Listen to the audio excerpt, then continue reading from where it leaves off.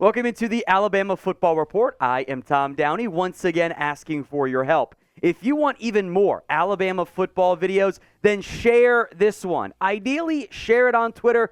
Tag me at WhatGoingDowney, and I'll at least give you a retweet, if not a follow back as well. Single best way for us to grow is to get these videos in front of more people, and you guys sharing these videos helps us in a major way. Let's begin with the latest Nick Saban comments on an interview with Joel Klatt. Had some interesting comments on the college football playoff, Alabama not getting into the top four and being left out this year, or last year I should say, and if it is the best four getting in or not. So Joel Klatt asked Saban about that, about it getting the best four in was the direct lead into this comment from Saban. The problem with the way the whole system is, there's no accounting for that, the best four, right? So all we do is take the teams that win the most games at the end of the year, put them in the playoffs, but do you really get the best teams? When they told me that we would be favored against 3 out of 4 teams that got in the playoffs, I'm like, why aren't we in? Does that mean they have a better team? Or does it mean that those people don't know what they're talking about? I really don't know that, but I'm not being critical of anybody. But if you're going to have parity, you have to have a better way of figuring out who has the best teams, not just because you lose 2 games on the last play of the game. That knocks you out when you may have been better than somebody else who didn't have the same circumstances that they had played. Now, a reminder, these were the final 4, or the final 6, I should say, college football playoff rankings. Georgia, Michigan undefeated at 1 and 2.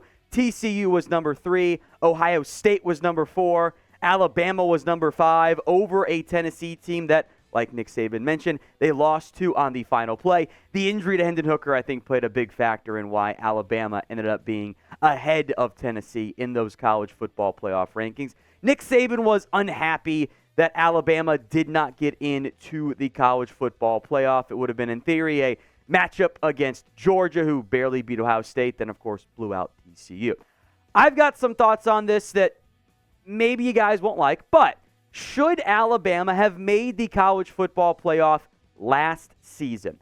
Y for yes, N for no. It will be the pinned comment on today's show. If an ad plays here on YouTube, that's fine. Ignore the ad, frankly take advantage of it, and go vote, argue if needed in the comments. Y for yes, N for no. I'll preface this by saying I do totally get where Nick Saban is coming from. If you only want to get the best teams in the college football playoff, then that probably didn't happen last year. And I would also say it probably doesn't happen most seasons. I also don't think that's really the points of the playoff. I want to get the most deserving teams in there. You know, Alabama did lose 2 games by the final play. That sucks. They lost in overtime. Their best win was also over Mississippi State or Texas. Not like they played a gauntlet of a schedule and, they only lost to 1 and 3 in the nation or whatever. Because the whole point of college football, the whole reason why I love it so much and why you play the games is that the best team doesn't always win. Do we think that TCU was truly a better team overall last year than Michigan? I don't think so. But they did beat Michigan in the college football playoff. TCU was an underdog against Michigan, like Nick Saban said. Didn't matter because they won. The games and the results matter. If we just want to put the best 4 teams in, we don't majorly need the games at the same level. We can go by, hey, this team is stacked. We all have eyes. We can see who has the most talented football players. But I want to have that. I want the regular season for college football to still matter. Where I don't want it to be, you know what, Bama lost 2 games in a narrow stretch. That stinks, but they're a great football team. We're going to put them in over a team that only lost 1 game against a Power 5 schedule, no less. I don't want to go down that path because I also don't want the reverse to happen. If Alabama's in those shoes where they only lost 1 game, but they weren't viewed as the better team throughout the season, I don't want them to get screwed. So I think Alabama should have been left out, even if it doesn't maybe put in the 4 best teams, which, hey, maybe you won't agree with, and I get it.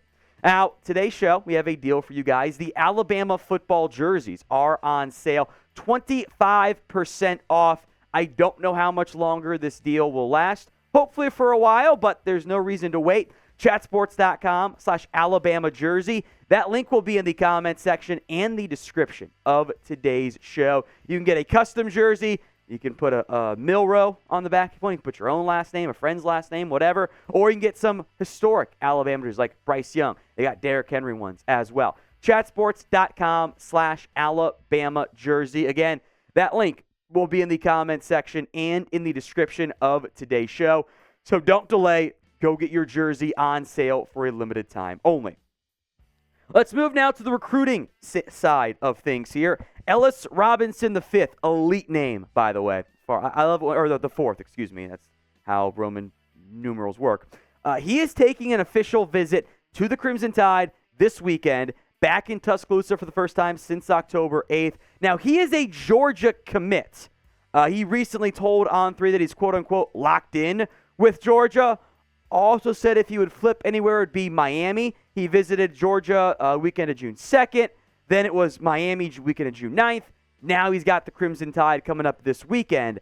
I don't know how likely a potential flip is, but it would be nice, since I do think there's a really, really strong chance Alabama flips to Marcus Riddick, that they'd be able to flip Robinson as well. This would be a massive get for the Crimson Tide. He's a top 5 player in the 24/7 Sports composite rankings. He is a 5-star recruit, number 4 overall, the number 1 cornerback in the nation. As of now, there's an entire senior season, of course, of football to still be played. He's number 2, by the way, in the state of Florida. So it might not be an easy flip, but that would go a long way for Alabama getting back to the normally high rankings in the recruiting cycle. A lot of commits in recent weeks, a big change to the 24/7 Sports composite. Georgia's 16th, or has 16 commits. They're number 1.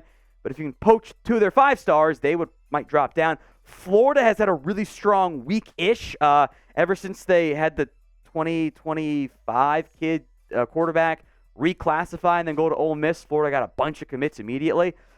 Stanford and Minnesota are now in the top 10. That's a big-time change from last time we checked in. They've got 22 and 23 respectively. In general, the 24/7 rankings value volume a little bit more than maybe quality. Alabama's quality is really still number 1. If you just look at the average recruiting rank, they're number 1 there. But they only have 8 commits, so they're 22nd at this stage. That will change at some point. I was convinced it was going to be a great month of June, going to be a bunch of commits for the Alabama Crimson Tide, and they got one early on, the guard, Joseph Ionata, and then it's been pretty quiet since then. A lot of their key targets are going to commit in July, so maybe July ends up being the hot and heavy month that I was excited about. But how many more commits this month do you think Alabama will get? I think we had set the over-under at like 4 or something, 3.5, 4.5, and well, it's 1 so far and only a couple days left, so I'm not feeling as optimistic as I was. So that one's on me. My apologies, folks. But you guys can vote in the comments section. How many more commits do you think Alabama will end up getting this month? Maybe it's 0. Maybe it's still a few. Let me know down there. All right, more good recruiting updates. 2 players are shutting down their recruiting at all. Jaylen Mbakwe, the 5-star athlete, probably going to be a corner. So, again, maybe you get Ellis Robinson too. Maybe you don't. He committed almost a year ago. It was July of 2022. He took another visit over the weekend, and he's like, yeah, I feel good. I'm shutting it down. Not going to do anything else. So, good news there on Mbakwe, who's already been recruiting others to Alabama. So, that was a bit more of a foregone conclusion, I suppose. Then there's Sterling Dixon, the 4-star edge rusher, who has an official visit scheduled to LSU, but said he's going to shut down his recruitment. He told On3 that. He said the visit made it impossible to say no to Alabama. He had been previously maybe still considering LSU. I think that official visit will be officially canceled at some point soon, whether that gets out publicly or not, who knows. But Dixon's a strong, verbal, solid commit to Alabama. So nothing to worry about with those 2 guys. They should be part of the Alabama 2024 recruiting class. Again, some details on both these guys. Mbakwe is a highly touted recruit. He's a 4-star, or a 5-star, number 17 overall, the number 1 athlete, number 2 from Alabama. Good job keeping the local guys in state. Dixon's a bit lower ranked also from Alabama, number 176 overall, a 4-star. But both guys not going anywhere except Alabama. So very good news and developments on that front. Let's move now to a player who will not be attending Alabama. We won't spend too much time on this one, but Kevin Riley, the 4-star running back, committed Monday evening to Miami over Alabama and others. We had actually not talked about Kevin Riley previously on this show. He did have an offer from the Crimson Tide, but we've spent a lot more time focusing on one Daniel Hill, the athlete who's going to play back most likely for Alabama. He's got a South Carolina visit going this weekend, but commitment could come at some point in the near future. Riley's a 4-star. He's a top 100 recruit. He's number 7 in the state of Alabama. So it's a nice get for Miami, but clearly the Crimson Tide have been focused on other players at that position.